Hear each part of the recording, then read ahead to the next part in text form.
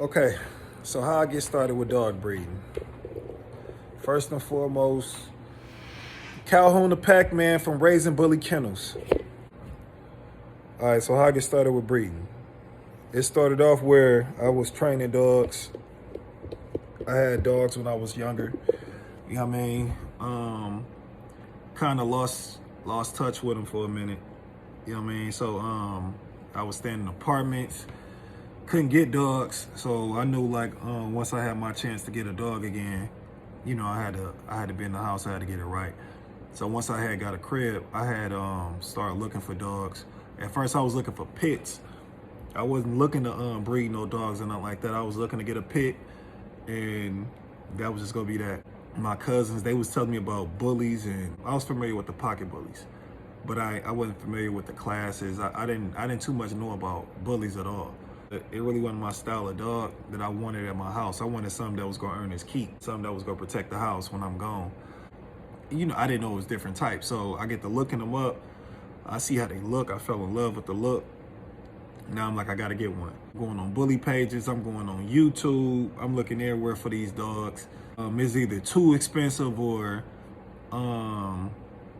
I just don't like the way they look. I don't know. At the time, I don't know nothing about pedigrees. I don't know nothing about nothing. I'm just looking for a pet at the time.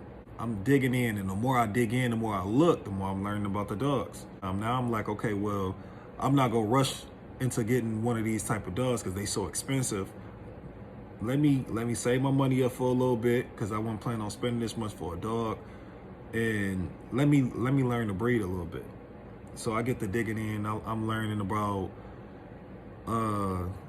purebred dogs. I'm learning about inbreed, line breeding, pedigrees. I'm learning about everything, like everything for like a year straight before I decide to actually get a dog. I study it for like a year straight. So now I know what type of dog I want, but still at the same time, I still don't want to breed. I'm not into, my thing was, okay, I just want a dog that I could train real good, teach protection work, and let that be there because I'm good at protection work. So now I'm looking for just a nice solid dog. Like I know he didn't have to be the first pick, but I wanted just a nice solid dog, and I wanted a certain type. I wanted like that lion look, like that red lion look type of dog, working dog. That was just my type of dog. So it was my preference. I wanted them big wow factor type of dogs. So I get to looking again. I find a dog, and that was King Draco. That just happened to be King Draco. I'm online, I'm looking. I run into somebody who decided to sell the keeper. I drive out there to Atlanta. It was Georgia, right outside of Atlanta. So I drive out there to Georgia.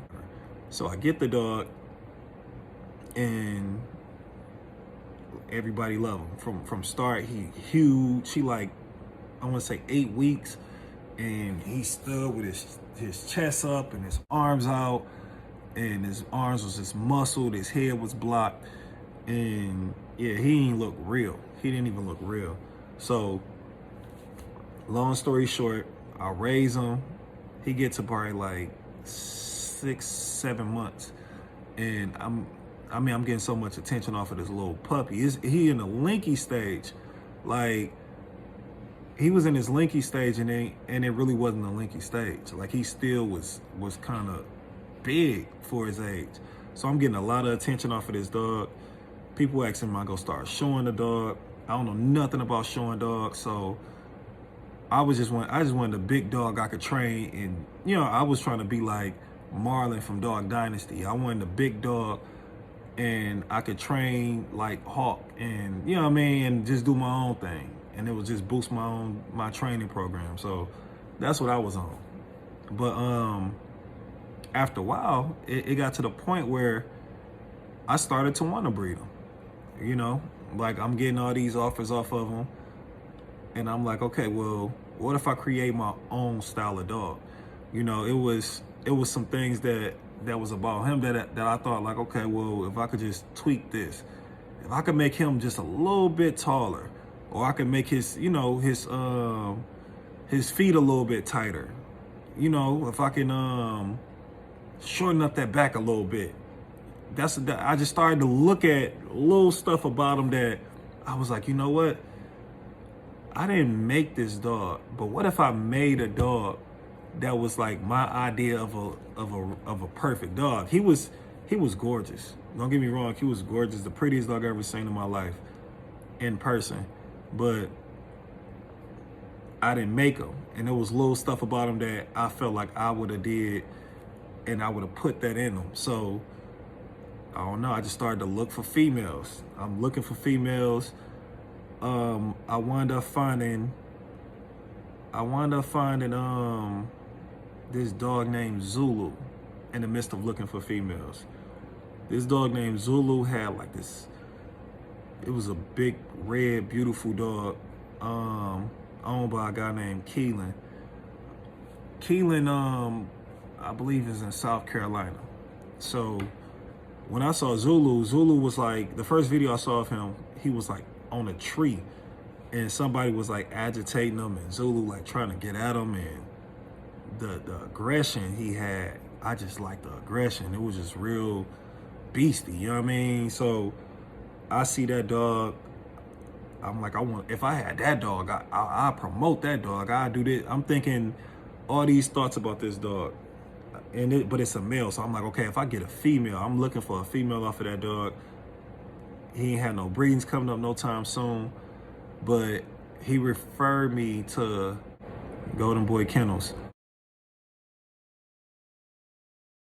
The same guy who had owned Striker, he owned Maybelline. Maybelline just so happened to be the dog that came off of Striker and White China. This is 6 months later. So 6 months down the line, he decided to sell his female keeper and keep the male keeper. He had kept the male and the female off the first pick male, the first pick female off that litter. He wound up selling the his keeper female and keeping the boy so he could make room for some more dogs. So I wound up buying the dog the very next day after he posted. I drive to Virginia, get the dog. Fast forward, Honey coming to her second heat. I'm thinking I'm not gonna breed her yet because she came in the heat a little early. It's a second heat. I'm gonna wait till she turned 2. I'm thinking I'm gonna wait till she turned 2. I try to do the breeding. I do an AI. Do the AI with my guy Mike D. He a big breeder in Milwaukee. I do the AI with my guy Mike D. And you know, we played the waiting game. I want to say like the 40th day. I believe it was the 40th day after the AI. I take her Honey in, which I looked at her. She looked pregnant. I confirmed the pregnancy. She turned out to be pregnant, and you know, I celebrated kinda, even though I knew already. But you know, I celebrated with my dogs, gave them little food, extra snacks. And the next day, Draco wound up having an accident and he died. So, yeah, I ain't gonna get too much in that, but he wound up having an accident. I guess I could, you know, I get into that in another video, but he wound up having an accident and he died. So with that being said, you know, I'm crushed. You know what I mean? I was crushed. So fast forward, we get to like day 60. Her temp dropped to 98. I know I'm about to have puppies. I'm up all night. I got everything set up.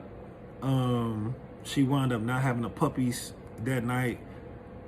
She wound up having the puppies like around 3, 4 the next day. 3, 4 in the afternoon the next day. So one of them wound up coming halfway out, and then it just went back in. Like you seen the little bubble. I don't know what to call it, but you seen the puppy. You seen the puppy peak, and then it just went away. So it went back in. So now I'm thinking like, okay, well, now I'm a timer. I'm thinking like, okay, I'm gonna give her like no more than an hour then I'm just gonna take her in for emergency C-section because I don't want nothing to go wrong with these pups. I know Draco was huge. He was only one, and his head was 27 inches, and he was 120 pounds. So I'm thinking like, okay, with Draco size, and she was an XL. She's an XL bully, but XL female, but she was like more the athletic type. She was only one still. She didn't really pop yet. So I'm thinking like, okay, well, she's still kind of young. She's not 2 yet. I'm nervous. So I waited like 45 minutes. I said, forget it. I'm about to drive her up there to get the C-section. I'm driving up there to the vet. They already knew I was coming. I get probably like 3 blocks away from the vet. She's standing up in the back seat.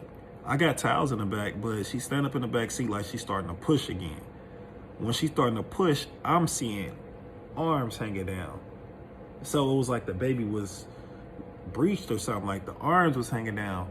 So I'm seeing the arms while I'm driving. So now I'm panicking. I'm trying to drive faster. I'm trying not to swerve too hard. She wound up pushing the baby all the way out, with a puppy all the way out, and the puppy hit the seat, rolled under the car seat. So now I gotta like drive. I turn, I park. When I park, I pull the towel from the back seat, and I pick the puppy up from the back seat, and I get the, clean the puppy off, and I'm handing the puppy to her. She get to eating the placenta, eating all around it, and I'm waiting for that puppy to make that yelp. Not doing it. I'm rubbing it. I'm doing the little thresh. I'm trying to, get them to breathe, get in the air. It's moving. It started to move around, but it wasn't like it didn't gas yet. So I wound up putting up in the vet by this time.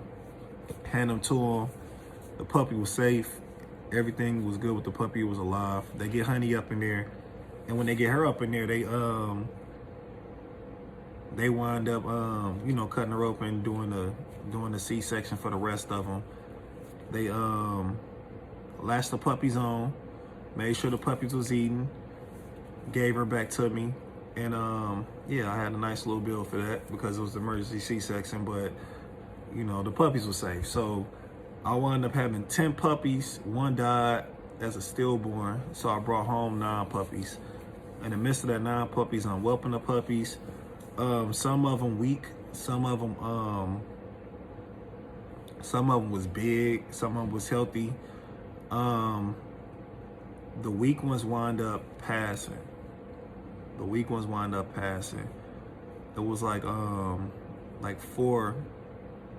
of them that really wasn't eating like that. So when I say weak, it was like they really wasn't eating like that. They was more smaller. I try to bottle feed them, but they still wind up dying. I don't know. So now it was down to 5. So 4 died, wound up being down to 5, but the 5 that was left, fire. The 5 that was left was fire. They ain't look real. All of them got big block heads. They got a wide spread, straight up and down, straight backs. They just gorgeous. And the thing with Honey Pet that made it click so good was she was tightly bred too. I had 2 boys, 3 females. One of the boys was already sold. He was already sold right off the bat. The other females, they was up for grabs. Somebody just grabbed her, one of them. So now it's 2 more left. So yeah, that's my breeder story. That's my story. That's how everything started off. My first litter, my first bully litter. I had pit bulls and other stuff back in the day, but this is my first official bully litter. Litter right here, this is a special one because it's only gonna be 1 litter. Draco, he died unfortunately, so this gonna be a one-time litter.